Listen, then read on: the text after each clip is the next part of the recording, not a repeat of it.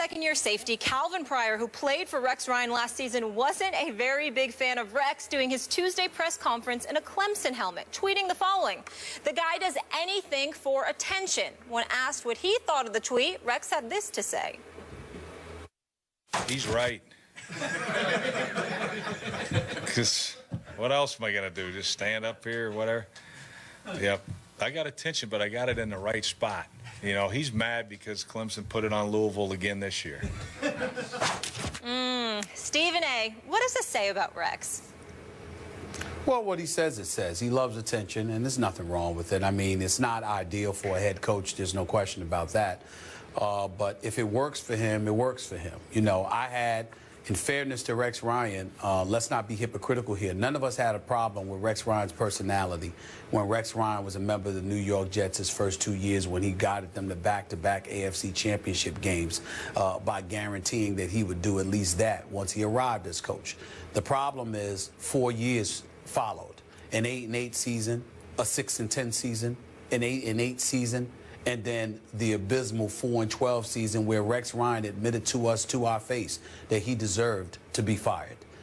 So when you look at it from that perspective, and then you look at some of the troubles that they've had this year, they're on the outside looking in right now. They're behind the Jets and the New England Patriots in the division. You know, you got Cincinnati and Indianapolis and Denver that are going to win their divisions. And then you've got the Oakland Raiders that are going to be relevant in the playoff picture, the Pittsburgh Steelers as well. So, you know, Buffalo's on the outside looking in. He walked in there guaranteeing some things again. I think the problem with Rex Ryan is that Rex Ryan is coming across as an individual that uses headlines to disguise his ineptitude. And that's what this comes down to. Again, when he's winning, you can never say that about him. I definitely think he's a brilliant defensive mind. But their defense right now ranks 16th overall. They rank 24th against the pass. That's not numbers that we've come to know as being associated with Rex Ryan. And so, you know, you understand it. You understand it's a part of his personality. You want to encourage people to be themselves, Skip, but at the same time, somewhere along the way, you've got to get the job done. And when you look at Rex Ryan, he's created a buzz and interest in the Buffalo Bills. They clearly made the right choice with picking Tyrod Taylor as their quarterback. There's no doubt about that. But this defense should be better than what they have been. And one would argue their record should be better than what it is. And one would also argue that this team, your pick to be a wild card team in these playoffs this season, is on the outside looking in, and that's all problematic. So if you're going to bring attention to yourself, there's nothing wrong with that, Rex Ryan. But you need to bring the results first. Otherwise, all you are is a sideshow. And I'm not calling him that because I respect him. But I'm just letting him know how the world is looking at him because of his results or lack thereof. Yep. I did pick Rex's team to win a wild card this year, and I do love me some Rex in general. But I got to tell you, I did not love him wearing that Clemson helmet. I hear what you're saying. Are you trying to disguise your ineptitude? Are you trying to distract attention off the poor coaching job you're doing? Is that what's happening here? I also think, and remember I asked Rex to his face about this when we were at Bills camp, are you sometimes guilty of making it more about you than about your team?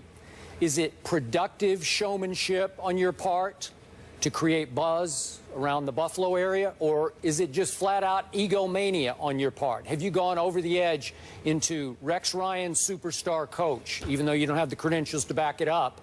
You're certainly one of the most recognizable coaches in the National Football League. You're certainly one of the most talked about coaches. Why is that? Because you'll wear a Clemson helmet to a press conference. So was wearing that Clemson helmet about Rex, or was it about his son Seth, who's a redshirt sophomore, a walk-on who made the team and has actually caught 2 balls this year for 14 yards. He stands 6 feet tall and weighs 175 pounds, does Seth Ryan. Was wearing the Clemson helmet a tribute to his son who made the team as a walk-on, or was it about Rex? To me, it was more about Rex, getting a laugh. You know, he knows he's going to get maybe a lead item on SportsCenter. I don't know. You know, he's going to get a lot of attention off wearing that helmet and keeping it on, instead of just paying tribute to Clemson's achievement so far this year. Just bringing up the fact I'm proud of my kid. He walked on. He made a team that right now is the best team in America, and I'm proud of him. You could just throw that in there at the end of the press conference. Everybody'd say, thank you very much, great. That would work. This doesn't work for me. This is more about Rex and about a week in which he knows he's going to get a lot of attention because he's returning to the Jets. Is he trying to take some pressure off his team versus the Jets? I don't know. I don't know. I just think in the end, it's what I asked Rex to his face about. Is it more about you than about your players? And I think at some points in that locker room, they're saying, what about us? Are we stars or are we not stars? Is it all about our star head coach, the showman that is Rex Ryan? That's how I take that one. So I didn't like this one, Stephen A. I just thought it was crossing the line. I didn't think it was crossing the line, but I didn't like it because I think it's unnecessary. And more importantly than unnecessary, I think it's not the priority.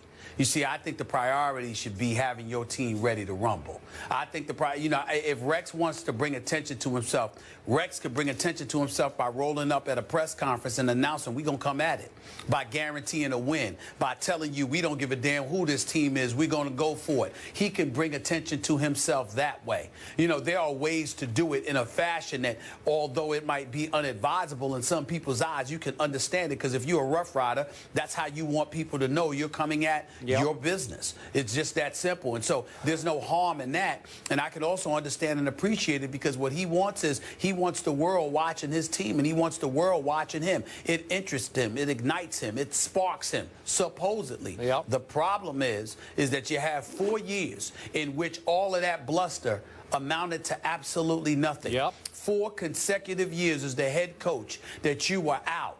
You were out of the playoffs looking in. And by the way, speaking about that, maybe we need to think about something here, whether it's nepotism, favoritism, or whatever the case may be, because how do you have, in the last 4 years of your career, of your coaching career in New York, you've got 2 8-8 seasons, sandwiching 1 6-10 season, and then ending your tenure on a 4-12 record.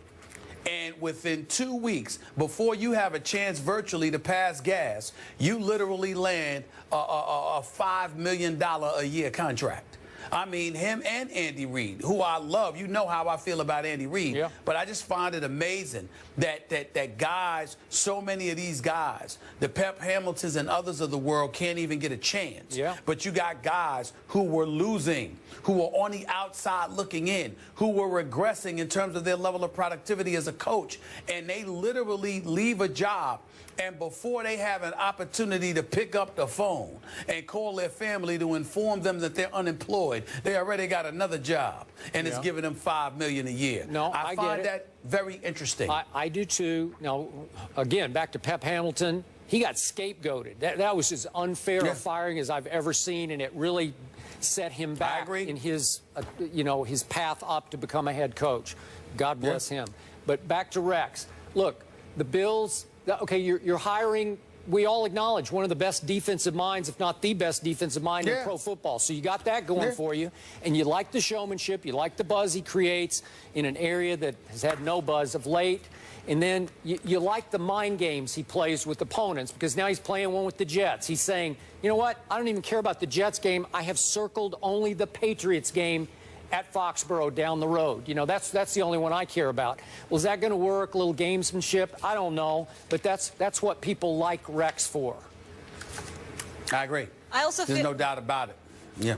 If the coaching thing doesn't work out, he certainly has a future in PR.